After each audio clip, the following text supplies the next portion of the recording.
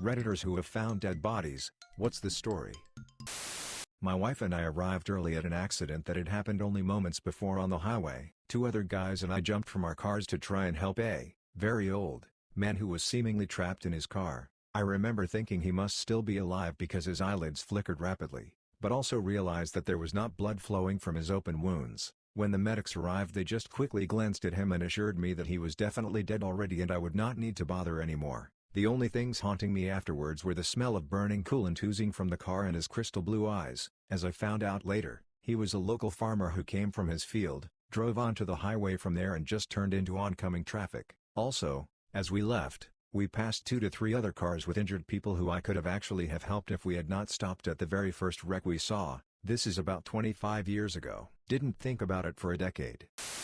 Unfortunately, I've done this twice, both times while at work, and under similar circumstances. I used to work as a harbor master for a smallish private shipyard. Mostly pleasure vessels, with a few being live-aboards, but a few small commercial fishing vessels as well. Biggest ship there was an 80-footer. Each morning I would walk the docks to check moorings and look for anything that might need the attention of the maintenance department. The first was a floater I originally mistook for flotsam in the water after a holiday weekend. It was only after I had grabbed a boat hook and attempted to pull it out that I discovered what it was. I called our local Leos, who sent out a team, and set up barricades a bit up the pier to spare anyone else the discovery. It wasn't until after the remains were fished out that I was able to identify the body as one of the live-aboards. After the coroner took possession, I escorted the Leos to his boat where we found a pretty large blood splat at the edge of his boarding plank. It was concluded that he had fallen when boarding, and hit his head, likely drowning while unconscious. The second was a suicide by gunshot. Another morning inspection gone horribly awry. I was walking the docks and saw what I thought was someone passed out on the deck. Not horribly uncommon. If you know any sailors, you know that there are some drinkers. So I walked over to wake him, get him below decks before the sun got too high. I couldn't see the mess spread behind him until I walked out onto the finger pier of his slip. I called my locals, put up barricades. The Leos sent their team out, collected the remains. I had to Google and call a cleanup team. Once the cleanup team was on site, a couple hours later, I left instructions with the maintenance team to pull the barricades when they were done, and went home. It was a pretty grisly scene, and it was a few days before I went back to work after that one. I took a new job about a month later. Witnessed a bad car accident Christmas morning about 20 years ago. A van carrying a family crashed on 95 in Florida and apparently nobody was wearing seatbelts. Their bodies were all over the road, about 5 or 6 people. I had my friend's neighbor die in my arms. He was about 55 and not in good health. I was sitting on the front step of my friend's house chatting to the neighbor as he worked on his car. Next thing, he stumbled towards me with a strange expression on his face and falls into my arms and dies. I actually saw the light go from his eyes, tried CPR and rang an ambulance which arrived in minutes, but it turned out he'd had a massive heart attack.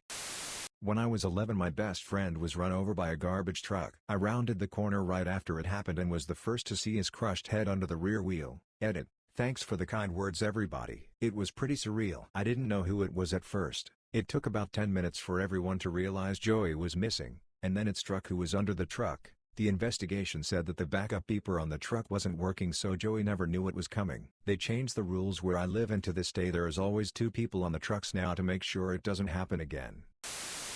Walked out to my girlfriend's living room and her 81-year-old grandpa was slumped over. By the look on his face I knew he was dead. 911 dispatch still wanted me to try chest compressions even though he had rigor mortis. The sound he made when his body hit the ground after being pulled out of his chair will stay with me until I die. I was an apartment manager for 20+ years. Received a call from a neighbor apartment that the girl next door was screaming, "My mom is dead." I ran up to the apartment with my maintenance techs and didn't even see all the blood on the walls and carpet. Got to the back bedroom and found my resident, a 43-year-old nurse, dead with her throat slit and had been stabbed 40 times. Her 16-year-old daughter had found her when she returned home from school. The victim's ex-boyfriend had found her and her daughter in our city, after they had escaped his terror from 2 states away, and murdered her. He ended up getting life in prison. I had to testify at the trial. This guy was such a freak that he tried to attack the bailiff and the judge during his trial. My first wife passed away in the bed next to me during the night due to an aneurysm. I reached over to touch her and she felt cold. It was almost shocking to feel good cold she felt. She wasn't moving like she would, and it took me a moment in my waking up to realize what was going on. Then the screaming and trying to do CPR, and the calling the police, and my children crying. That's about all I remember from that day. The screaming and crying. I know someone who worked security in a fancy pants big bucks condo. They knew most of the tenants because it was a really nice place and everyone was pretty friendly. Family member of one calls the front desk one day and says, "I need you to check on my brother in Unit X. We talk every single day and today will be the second day I haven't spoken with him now. I know something has happened." After a moderate amount of bureaucracy they send my friend up with the master keys to do a welfare check, and when they went in they found him in his bedroom on the floor. He had a heart attack and had fallen from his bed in the night a day and a half before. It was very clear they were dead. My friend had a pretty tough time for a few days. Policy said they had to stay in the unit to keep an eye on everyone who would obviously have to be in and out. They struggled most with the clinical detachment. Everyone involved approached the situation, all referring to the guy as the body and seeming just very cold about the situation. They understood that was just part of the job though. Not me but my cousin. She was driving to work one morning when she noticed a light in front of a house that hadn't been there before. But there was something wrong with it. It didn't look like a normal light. It was shining up. She pulled over and looked closer, and could make out the shape of an SUV that had hit a tree and ended up with the nose up the trunk of the tree and front tires off the ground. It had been there so long that there was a covering of snow on it which was sort of filtering the headlights. That was the weird light she saw. She went over and brushed snow off the driver's window, and the driver was dead in his seat. I don't think he died in the crash. I think he crashed because he had died while driving. But I'm not sure. She didn't mention any blood, she only said how blue he was. I was about 4 and I was playing in my sandbox. Then I walked further into the yard and found my uncle who hung himself on our balcony. I thought he was trying to play hide and seek until he wouldn't move when I told him I found him and grabbed his foot. This was 15 years ago or so, sitting in the parking lot of a Chuck E. Cheese in Bradenton, Florida waiting for my husband at the time to get out of Publix with band-aids for the blisters my shoes made. 6-year-old nephew in the back seat waiting to go into Chuck E. Cheese. A man gets out of his truck to meet a woman. Baby and toddler looked like a custody trade-off. The kids were put in his truck, they hugged, then he pulled a huge butcher knife out and stabbed her at least 10 times. Right in front of my car. I yelled at my 6-year-old nephew to get down, close his eyes and stay down. The man then got gasoline from the back of his pickup, poured it on himself and lit a lighter. This was now next to my window. He looked at me while he was lighting himself. I then jumped out, opened the back door and told my nephew to run as fast as he could into Chuck E. Cheese and get an adult. That man walked on fire what seemed like an eternity. He died, the woman lived. I'll never ever forget his skin that was left on the concrete. My so and I lived in a 2-unit apartment building a couple years ago. In the upstairs unit, downstairs was a middle-aged woman and her late teens or early 20s son. She worked overnights as a nurse, and I think he was doing college part-time or something, not exactly sure. One morning, I'm getting out of the shower, getting ready for work, and I hear the woman downstairs screaming my so's name, crying for help. My so sleeps like the dead, so they had no idea, but I threw some shorts on and ran downstairs. The neighbor's son was face down in the middle of their hallway. I helped her flip him over so she could try mouth to mouth, but he was cold to the touch. I remember being startled by how heavily his head hit the ground when we flipped him. I called 911 while she did chest compressions and sobbed, but it was all way too late. Apparently he'd had an asthma attack and collapsed in the middle of the night. He'd been dead for hours by the time his mother got home from work and found him. Edit. Spelling. I was driving to the store to pick up beer for a hockey game get-together or something and saw a homeless guy riding his tricycle with a bunch of stuff on the front of it down a very busy highway-type road. He was riding against the traffic. On my way back there was one ambulance there as he had just been hit by a vehicle and they were in the process of putting him in a body bag. I don't remember if the person who hit him stopped or not. A girl that was missing for 3 days, last seen drunk in a club, turned up on one of the busiest beach bars midday during the summer. Turns out she decided to go night swimming. The club is by the sea as well, and drowned. It was a horrible sight to see, white as a sheet, her hair flowing in the water, face down, arms away, just swaying in the water, still wearing her evening party dress. Peaceful and yet very unnerving. Worst thing was I overheard 2 girls mocking the drowned girl, felt like I could hit them, but decided to bail with my wife. The morbid curiosity and the mob mentality can play tricks on your head.